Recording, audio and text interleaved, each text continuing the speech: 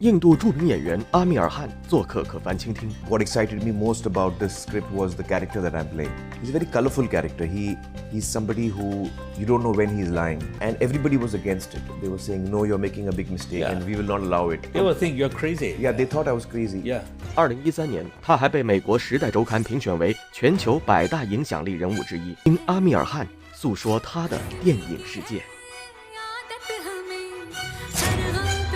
Hello, Mr. Amir Han. Hello. Welcome to Shanghai. Thank you. I think this is the third time for you to Yes. pay visit to Shanghai. Yes, this is my third visit. So, what's your impression to our city? Well, Shanghai is a very beautiful city. It's got a lovely energy. And what strikes me most about all of China, whichever city I've been to, is the people.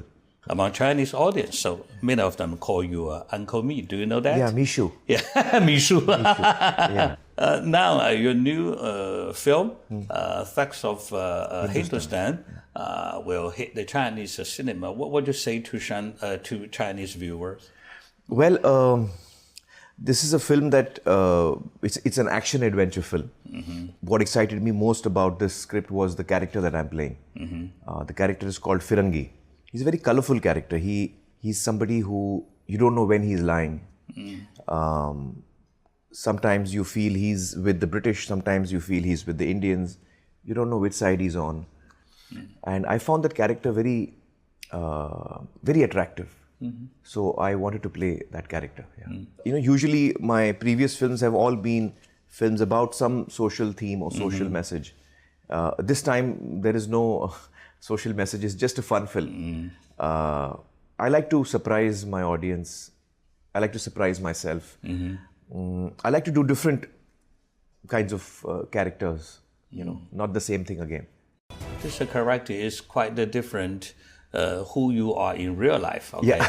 So you will feel very excited. Yeah, it's very You can be a different. different person. It's very different from me. Yeah. Yeah. In fact, it's you know, it's quite similar to a character. I about 6 or 7 months back, when I had finished shooting for Thugs, I read a book, a Chinese book, the English translation of the book. The English title is called The Deer in the Cauldron. 鹿鼎记. Lu Tingji. Yeah. Okay, Louis Charles novels. That's right. Okay. That's right. And I was quite surprised that the character in that book is very similar to my character in Thugs of Hindustan. You know, you don't know whether he's I know that the name of the character is Wei Xiaobao. Yeah, Wei Xiaobao. It's a very funny guy. In the low class guys. Yeah. Okay. And he's sometimes you feel he's with the side of the emperor. Sometimes he's with the rebels. Yes. You don't know whose side he's on. He's constantly changing. He has a lot of wives. He has 7 wives. So my character also, he flirts with all the girls that he meets. He doesn't have 7 wives because my character believes that when you get married, that's the end of romance. So he doesn't want to get married. And this time, you went a rigorous training and learning close combat fighting. Yes. So how long did you spend the training? Well, I think we trained for about a month in close combat and in sword fighting. We had to train for that because there's a lot of sword fighting. And also, in this film, there are a fair amount of stunts, you know, jumping from 100 feet and all of that. So we had to train for stunts and sword fighting and close combat fighting. Have you ever think about using a stunt double? Yeah, sometimes we use stunt double. If it's something that requires a very particular kind of skill, which we are not able to do, then we use a stunt double. But I think in this film, 90% of the time, we were doing the stunts ourselves. Yeah. Of all the movies you have been in, what scenes you would say was most dangerous? Most dangerous? Yes. Oh, I think the most dangerous stunt I did in my career, and I'm very ashamed that I did that stunt because it was a very foolish stunt to do. I'm not proud about it. It was a film called Ghulam. And this was, I think, in 1997. The scene was that there is a train coming on the tracks, like young boys, you know, having a bet who can run towards the train and jump last minute. Oh. So the scene was that I'm running towards the train, and the script used to describe that just 1 second before the train hits him, he jumps off and he digs his flag over there. That this is how far he reached. At that time in 1997, visual effects had not become so popular in India. And we were not confident that we were able to do it with green screen, and we were not confident. So we decided to do it real, and we did 3 takes of that. Wow. When we were watching the shot on the editing table, I was watching it and I was thinking, I should jump now. I should jump now. And I was not jumping. And when I finally jumped, I got a shock, because when I was doing it, I didn't realize. But later on when I saw it, I realized the train was really close to me. And you see, I'm thinking the train is 40 feet away. But that 40 feet, the train covers in 1 second. When we timed the shot, where I had jumped and how long it took the train to reach there, the train missed me by 1.2 seconds. Wow. So you still put your own stunt. Yeah, but that was a very foolish thing I did. Incredible. Yeah, it was very foolish. As we know, in Dangles, you played a role at the age of 19, 29, and 55. Yeah. Now you're 53. So could you please share some secrets? How would you act as such a young character? Well, you actually, you are younger than your age and keep fit. Yeah. Well, the thing is that that's something which is not in my control. How I, my mother looks much younger than her age. And because I've got her genes, I think automatically I also look younger than my age. It's thanks to my mom. And when I entered the film industry, I used to look even younger. When I was 21, I used to look like I'm 16. And at that time, I used to get very irritated. And I used to say, I want to look like a man. I'm looking like a boy. I want to look like a man. I want to look older. And I remember one senior actor, one day he told me that right now you're feeling irritated. You want to look older. But when you're older, you will thank your stars that you look younger. He said, I'm telling you from experience that you will, even when you're older, you will look younger, and that will help you with that. Yeah. 3 Idiots made you become global movies overnight. So when you first read the script, do you ever think this movie would have such a good impact? Well, I loved the script. When I read the script of 3 Idiots, I really loved it.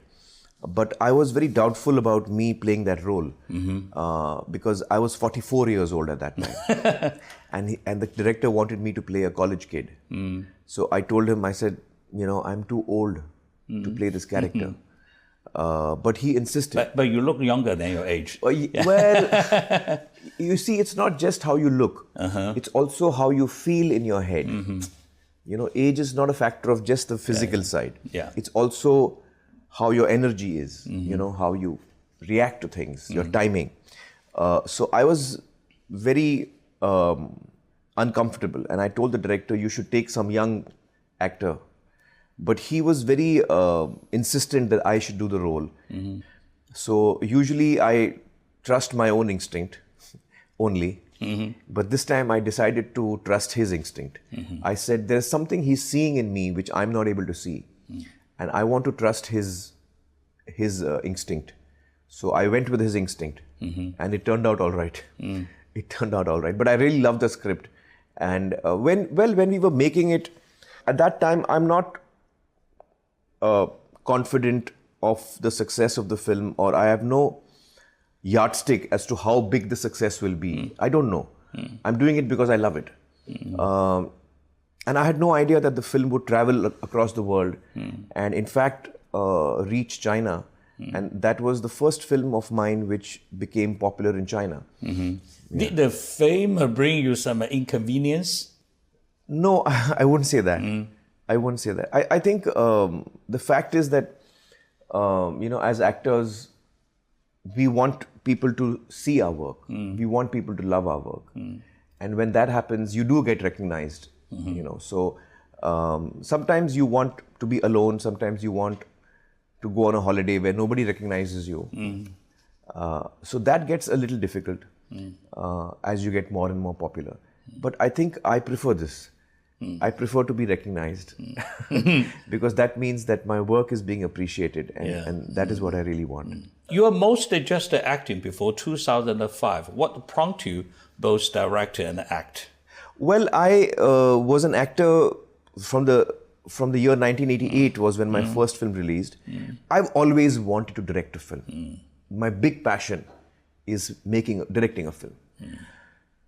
But I was so much into acting that I felt that, okay, I'm right now totally into acting, so I will direct later. Because once I start directing, then I might not come back to acting. Because it will really consume me, you know. So I was pushing that to a later date. I said, I'll direct afterwards. And then one of the films that I was producing and acting in, we had to change the director. And the key was that the story was about a little boy of 8 years old. And he was the central character of the film. And we had found an amazing actor who was 8 years old. And I did not want to lose that actor. If I get a new director, the film will be delayed by 6 months. And this child might grow up.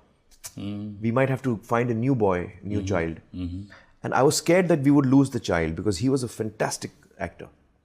So I said, we cannot stop the shooting. We have to shoot from tomorrow. It was a crisis. And I had never planned to direct my first film in this manner. You know, but so it happened by accident that I had to direct that film. I had to take over that film.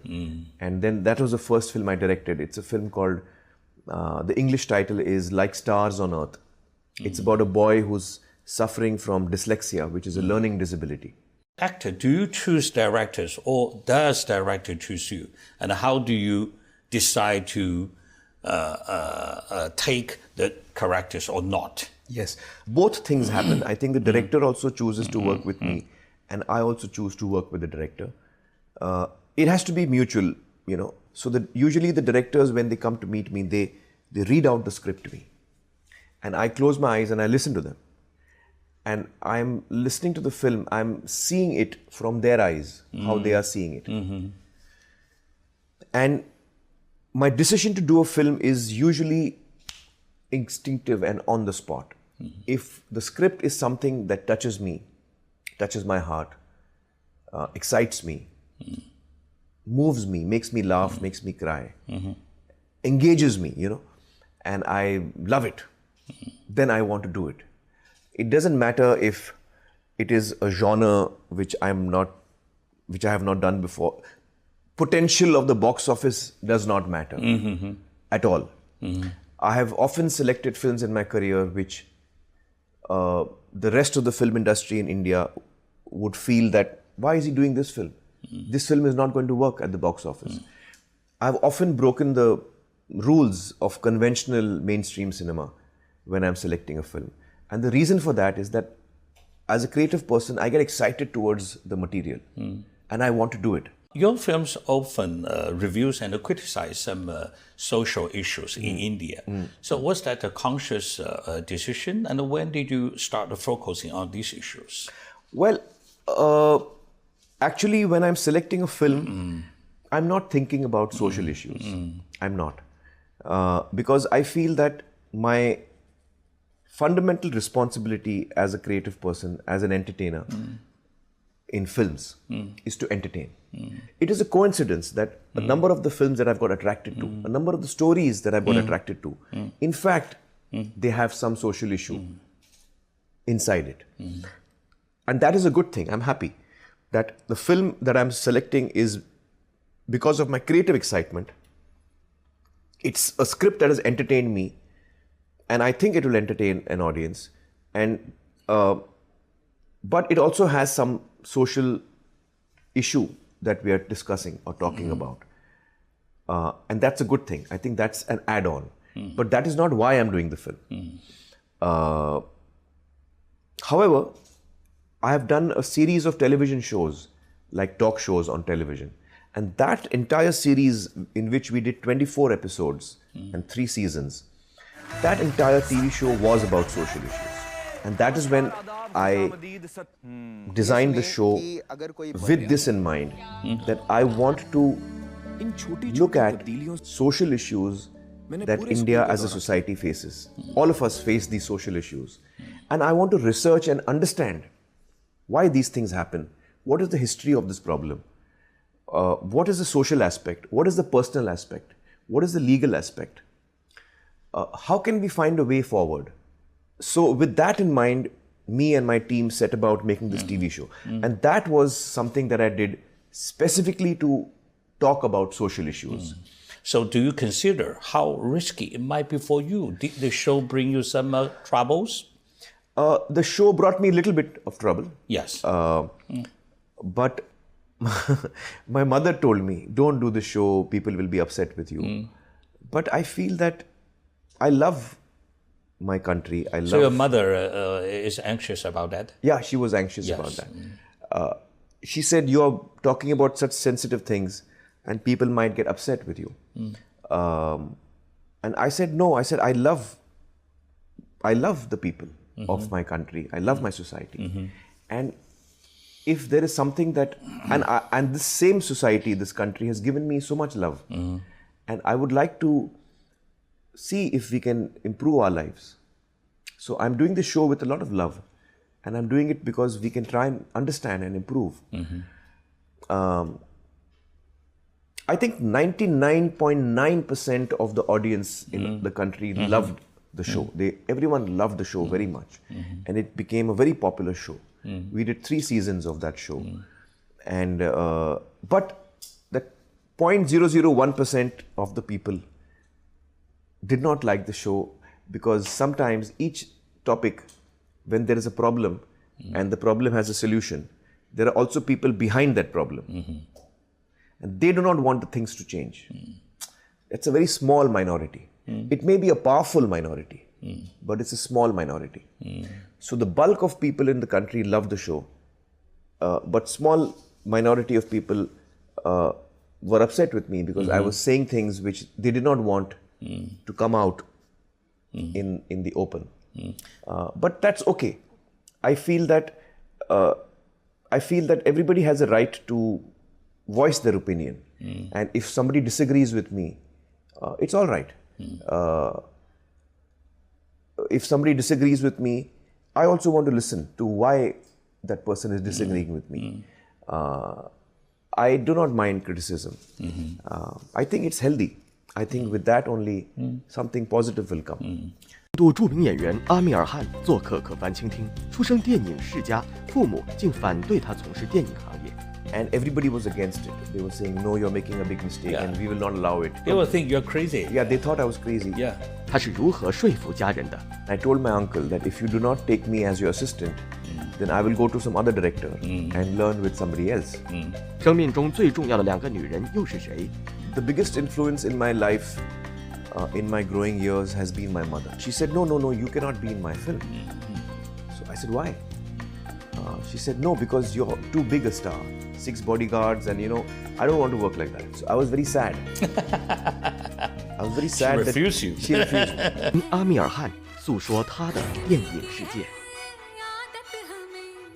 As we know, you were born into a family of a film industry. Your father was a film producer, and your uncles also were in this industry. So we can say you grew up immersed in the film production. So, That's right. How old were you when the cinema first entered your life? Actually, when I think back today, cinema entered my life very early, before I even realized it. Because we grew up with films being made around us, part of discussions in the family about editing and sound and music and filmmaking and scripting. So we kind of learnt without being taught. And I remember that as a child, I used to love to listen to stories. And when a writer or a director would come to meet my father at home to pitch an idea or to narrate a script or to, I would sit in the corner and listen to the story. So you want to listen to it? I want to listen. Not because I was interested in cinema. I was interested in stories. Like every child, I used to like to listen to stories. So I think from the age of 6 or 7, I remember I used to sit in the corner and listen to the stories. And that continued till I was 14 or 15. So I must have heard hundreds of stories. And then the discussion after the story between the writer and the director and my father. So while at that age I was not clear whether I want to be in the movies or what is my profession going to be, but this process had already begun without me realizing. 从小受电影文化的熏陶，因此阿米尔汗的电影之路开始得很早。1973年，年仅8岁的小阿米尔就出演了人生中的第一部电影《西方的回忆》。这部电影的导演就是他的叔叔，著名导演纳西尔·侯赛因。然而，阿米尔汗的电影之路并非如想象一般风顺，他的电影梦曾一度遭到所有家人的质疑和反对。What was it like working with your family member at the age of 8 in a movie which is directed by your uncle? Yeah. So what was it like? Well, actually, at that age, I was not really into films and I was not into acting also. The reason I was in the film is because one day I was at my uncle's house and he came home from work and he said, are you free tomorrow? I said, yeah. He said, I want you to do one scene. So it was more like a family thing. Yeah. It was not really work or, I was not really a child actor. I was not acting regularly. So as a one-off, I did this, 2 or 3 scenes in one film of my uncle. And I hated it. I didn't like it. Why? Because they used to put that makeup and it used to smell very funny. I also remember the studio sets because I was very small. I think I was 8 years old. And everything was dark. When you enter the set, everything is dark. And there are a lot of wires and you can't see where you're going. And everyone is shouting. Nowadays they have walkie-talkies, so everyone is quiet. But at that time, they used to shout for the lighting. Hey, move the light here. Everyone is shouting. So as a kid, I used to be very scared. What is happening over here? So I didn't enjoy that process. What I enjoyed was that in the breaks, we used to get to play football and cricket. So I was more interested that when I'm shooting, I've got a holiday from school, no school, and I get to play in the day. What was your original child dreams when you were a kid?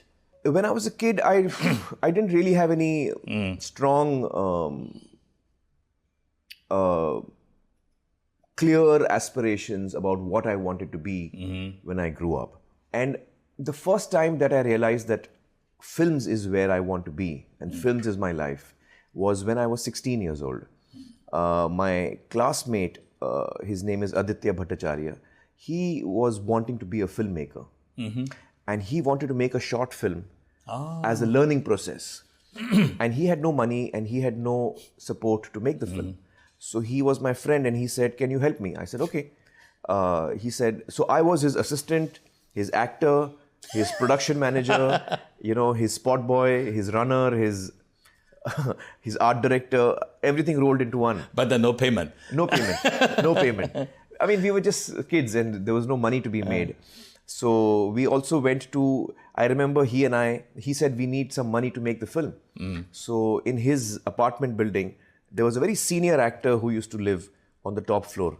So he said, let's go and ask him for money. He might help us. So both of us went to his house, we rang the doorbell and we went to his house and Aditya told him that, sir, we are making a short film and can you help us? Can you give us some money? So he was very kind. He gave us 10,000 rupees, which at that time was a big amount of money for us. And with that 10,000 rupees, we made that short film. And I remember, because my parents were very against me entering the movies, though my father was a producer and my uncle was a director-producer, but they did not want the children to enter this field. So when I did this 1 month, this movie, I was acting in it also. I used to go for the shooting by telling my mother, I'm going to play cricket or I'm going to play hockey, I'm going to play football. And I would make some excuses and I would go and work on the film. So they did not know I was actually working on a film. I was doing it secretly. So that experience was what made me realize that this is what makes me happy. This is my world. This is what I want to do. I heard at first your parents didn't want you to work in the film industry. Why? Well, I think the reason they didn't want me to work in the film industry is because they were being protective about me and my brothers and sisters. They didn't want us to be in the films because they had been in the films for so many years, and they knew how volatile the business is. You know, one day you're successful, the next day you're not, and you're finished. Your career may just last for 3 or 4 years. There is no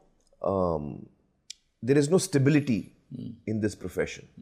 So they wanted their children to go into a more stable profession. They wanted me to become a doctor, or engineer, or lawyer, management student. They wanted me to, do something which is more steady and dependable. Yeah. But I was not capable of those things. And 2, I was not interested in those things.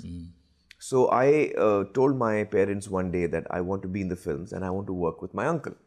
And there was a big problem in the house.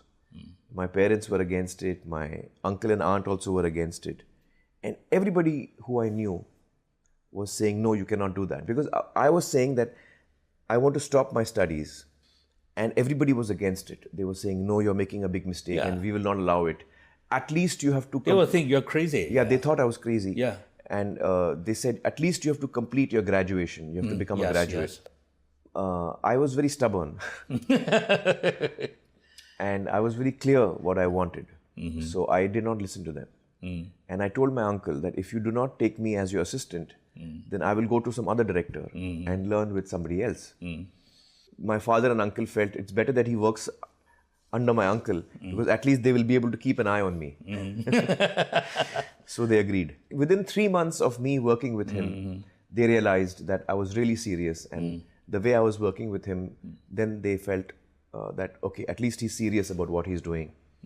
What do you think are the pros and the cons of being a family of film production? Well, the pros is that you get to learn about filmmaking at a very early age. You also get some sort of a support when you want to start your career. There is a infrastructure that is there to support you. That is the advantage. I guess the disadvantage is that you're also judged in that way. You know, your standards are set higher. People expect a lot more out of you if you're from a film family. And ultimately, I think the advantages are more than the disadvantages. You get the opportunity to show your work much more easily than if you are not from the film family. But after that, once you've done your first film, the field becomes level. Then you're judged on your own capabilities. It doesn't matter which family you belong to. 他生命中最重要的2个女人又是谁？ The biggest influence in my life, in my growing years, has been my mother. She said, no, you cannot be in my film. So I said, why? She said, no, because you're too big a star. 6 bodyguards and, I don't want to work like that. So I was very sad. I was very sad. She refused you. She refused me. 阿米尔汗正在诉说。广告很短，马上回来。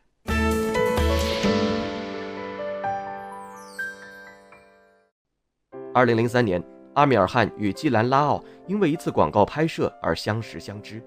他的妻子也是一名电影工作者。如今对阿米尔汗而言，电影不仅是工作，也是生活。他们是生活上最好的朋友，也是工作上最好的拍档。阿米尔汗在电影事业上取得的成功，背后少不了的是妻子的支持、理解与鼓励。I heard your wife is also a film director. Yes, she's a filmmaker. She's a writer and director. Do you talk about the film with her at home? Yes, all the time. All the time. Do you argue with each other? Sometimes, yeah. Who Sometimes will we win? Well, it depends what the argument is. But sometimes she wins, sometimes I win. But it's not about winning. We have a very good relationship, my wife and I, because we're very good friends. And we really enjoy each other's company, and we laugh a lot when we are together. So we are friends, very strong friends. And we share each other's lives with each other. And I feel I'm very lucky and fortunate to have found her in my life. Your work keeps you away from home a lot. So does your wife and your son complain about that? Yeah.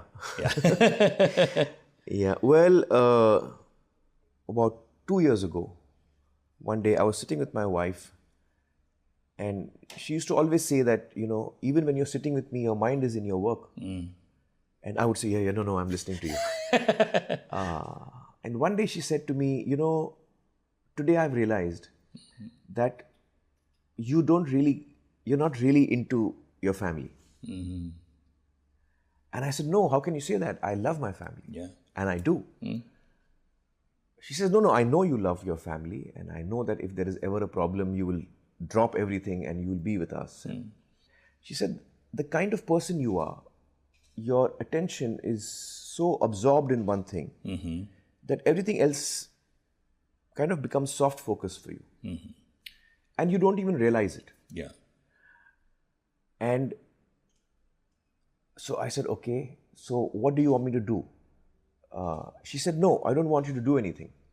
I don't want you to change. So I said, why? She said, because if you change, then you will not be the person you are. And I love you as you are. So in the future, would you act in your wife's film? Yes, I would love that. Yeah. In fact, the first movie that she made, when she wrote the script, I loved the script. And I said, there were 4 roles in that, 4 parts. And I said, I can play that character. That one I can play. It is suiting me. She said, no, you cannot be in my film. So I said, why? She said, no, because you're too big a star. And my film is an independent film. It's it's an offbeat kind of a film. It's not mainstream. I don't want you in my film. So I was very sad. I was very sad. She refused you. She refused me. She refused me. But I didn't give up. So I said, okay, I understand what you're saying and I agree with what you're saying. You don't want... She said, I want a very small crew. I just want 8 people. When you come on a set, you come with so many people. You have 6 bodyguards and, I don't want to work like that. So I said, okay, I agree with you. So you take somebody else. So she started her casting for the film, and she was looking at different actors, and she was doing screen tests, and she was not finding the right person. So one day I said to her, I said, Kiran, why don't I do a screen test for you? Not because you want to cast me. We have both agreed I'm not in your film. But if you do a screen test with me, maybe you will get some ideas about how to look at the character. And then it might help you in your casting with who you choose. So she said, okay, we can do a few scenes with you. And I did a screen test with her in which I shot 4 or 5 scenes. And once she saw that, then she could not imagine anybody else in the role. So that is what I was hoping for. Yeah. I was hoping that if she does the test and she sees me, she says, this is the guy, I want him. So that's what happened, and then finally I was in the film. 虽然阿米尔汗的母亲曾一度反对儿子进入电影圈，可如今看到儿子的成就，他感到十分欣慰和骄傲。在阿米尔汗的每一部电影首映会上，你也总能看到他母亲的身影。对阿米尔汗而言，母亲一直是他最大的精神支柱。So I wonder how your mom influenced you. Well, actually, the biggest influence in my life, in my growing years, has been my mother. She's been a big influence on me. Whatever I am today is largely because of her. She is a very kind person, and she is a very sensitive person. And I've never heard her shout till today. Even when she's upset with me, she will say, in Urdu, she speaks Urdu, she'll say, Amir, aap theek nahi kar rahe. She speaks very softly. Even when she's upset, she is very soft. So she should never never be shouted stricter with you. No. Well, she tries to be strict and she was firm. Yeah, my mother is a firm lady. Oh, right. She's a strong lady. She's a very strong lady. But she doesn't shout. She doesn't raise her voice. But she's a very strong woman. And I learned a lot from her. So it is quite difficult to change her mind. No, you cannot change her mind. You cannot change her mind. Very difficult. Even today, I cannot change her mind. So I remember, I used to love the game and I used to play the tournaments. And she knew how excited I was that I have a match the next day. And when I would come back from the match, she would be waiting for me. And she would ask me, what happened? Did you win or lose? And usually I used to win. So I would say, I won. And she would be very happy. She would give me a hug. And then one day, I came home. She said, what happened? Did you win? I said, yes, I won. So she gave me a hug and all. We sat down. And I was having a cup of tea. I was 12 years old. And she said, suddenly she said, you know that boy who lost to you today? He must have also reached home by now. And he would have told his mother that he lost. So his mother must be feeling bad right now. She said that. And I got a shock.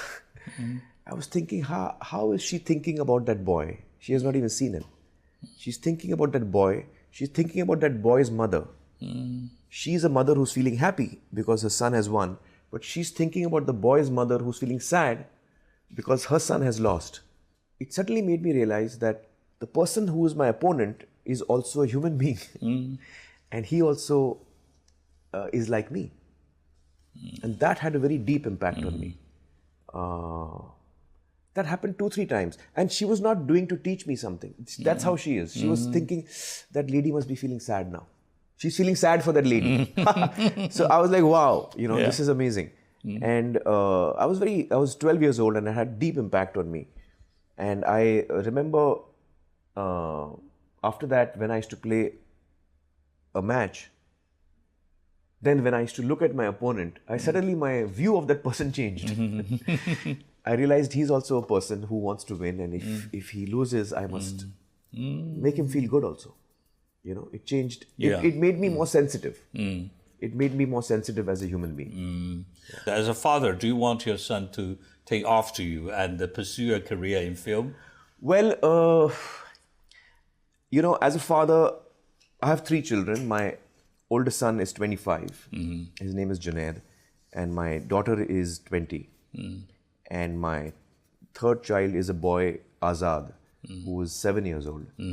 And I feel as parents, me and Kiran and Reena, we want our children to be passionate about what they're doing, to be happy about what they're doing. And whatever life they choose, we will support them and help them.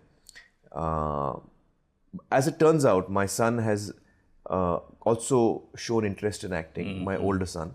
And he went to theatre school in America, Los Angeles, American School of Dramatic Arts. And he learned theatre for 2 years. Oh, okay. And then he did plays over there for 1 year. He was part of the company for 1 year. And now he's come back to India and he's interning with me, he's learning with me. And he does want to act. And I think that as a father, I have taught him, I'm in the process of also teaching him whatever I can. But he has to make his own path. He has to find his own path. And if he is good in what he is doing and he is passionate about what he's doing, then he will do well for himself. And we wish him the best. Okay, thank you very much. It's my pleasure to Thank you. It's such a pleasure talk with you. It's my pleasure. It's really wonderful talking.